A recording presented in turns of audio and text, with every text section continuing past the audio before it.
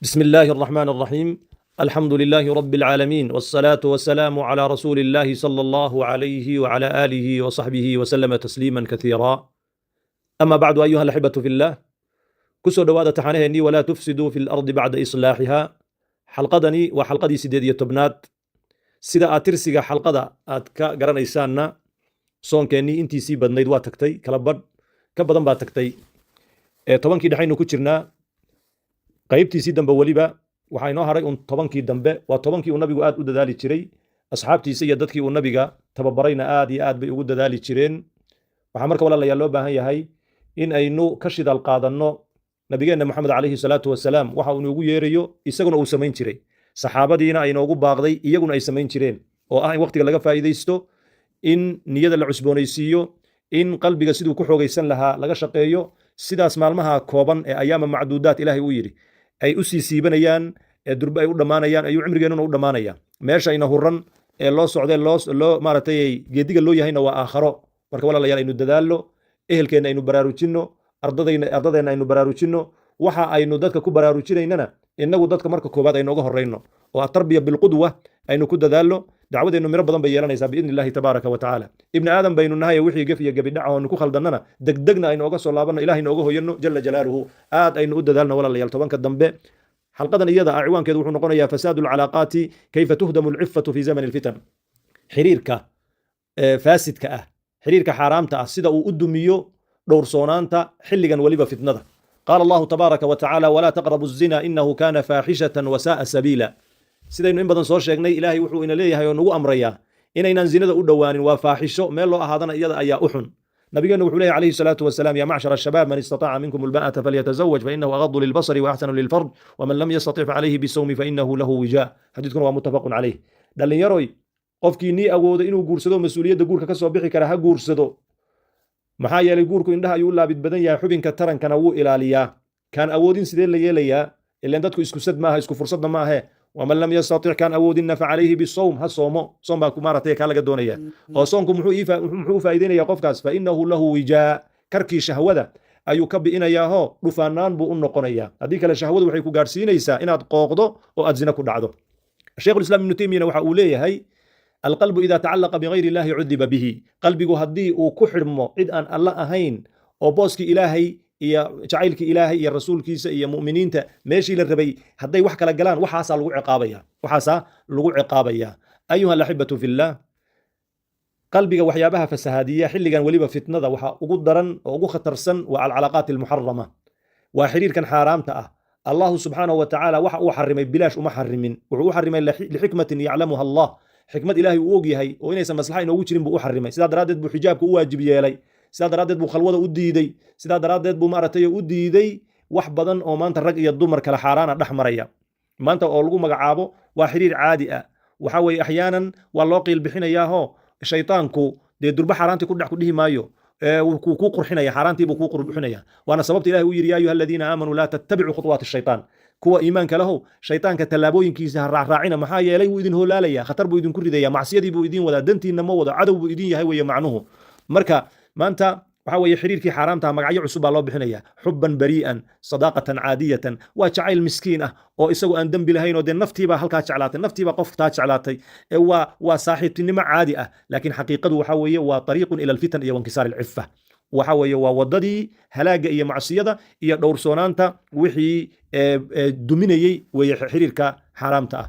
u fiirso, rabbigeen jala jalaaluhu lam yaqul walaa taznuu oo keliya, lakin wuxuu yidhi walaa taqrabu zina. maxaa yeelay zinada waxay leedahay wadooyin loo maro, asbaab bay leedahay, albaabbay leedahay, iskama bilaabata hal mar. waxa weeye wadooyin iyo waxyaaba meelo loo marmaro iyo muqadimaad ayay leedahay zinadu. waxaasi waxa weeye in la iska ilaaliyo oo laga fogaado ayuu ilahay ula jeedaa walaa taqrabu zina. maxaa yeelay zinadu marka hore waxay ku bilaabanaysaa eegma xaaraana, fariin xaaraan oo laysu diray, sheeko xaaraan oo lagu sheekaystay.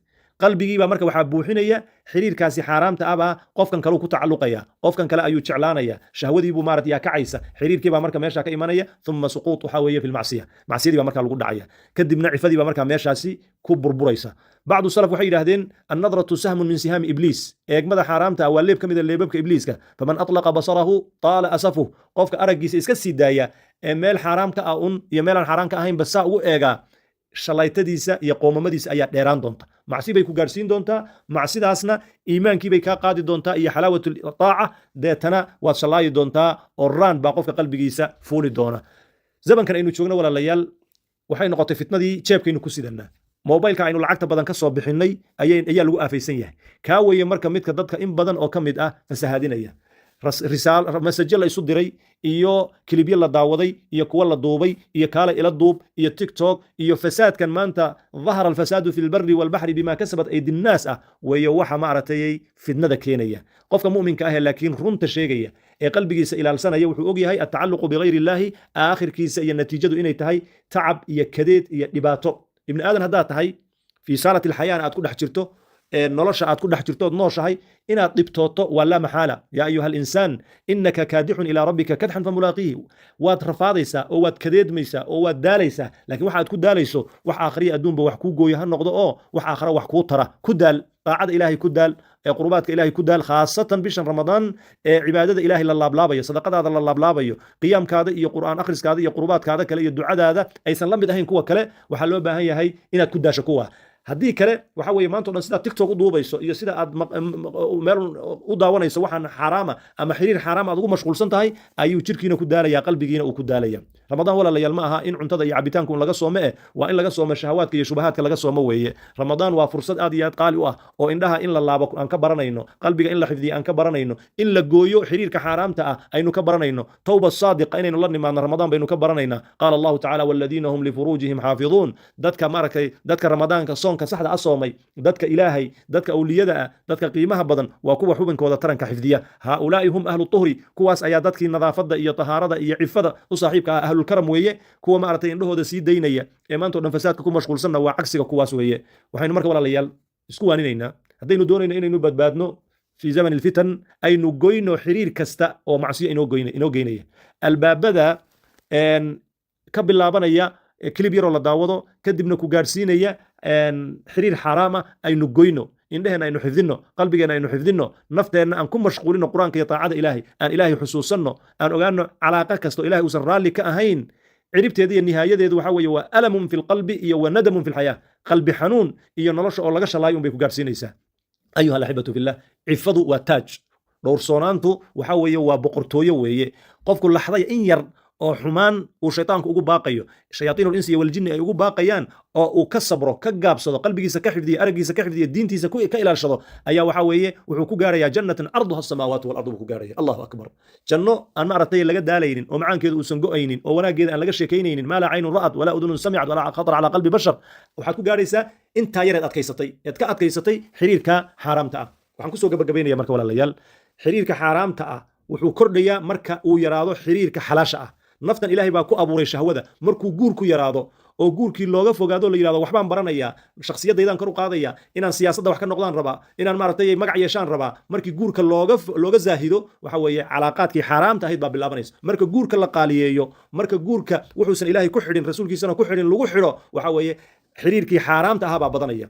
ilaahay aynu ka baqno, rabbi aynu u noqonno jala jalaaluhu. guurka waa in la fududeeyaa. guurku waa inaan ogaanaa meeshii cifadeenna iyo dhowrsoonaanteenna ay ku jirta inuu yahay, waa inaan ogaanaa. guurka qofkii awooda waa inuu u degdegaa. guurka qofka awooda waa inuusan adkaynin. guurka waxa weeye qofkii aanan fududaynin waxa weeye qalbi xanuun iyo daal iyo walbahaar iyo qoomamo ayaa u dambayn doonta. maxaa yeelay naftan ilahay baa ku dabeeceeyey shahwadan iyo xiriirkan ilahay baa ku dabeeceeyey. meeshii xalaashayd haddii la adkeeyana meesha xaaraanta ayuu shaytaan ku fududayn.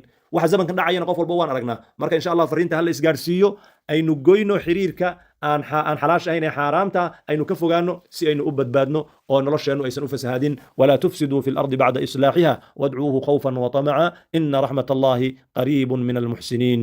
jazakum allahu khayran. wassalaamu calaykum waraxmat allahi wabarakaatuh.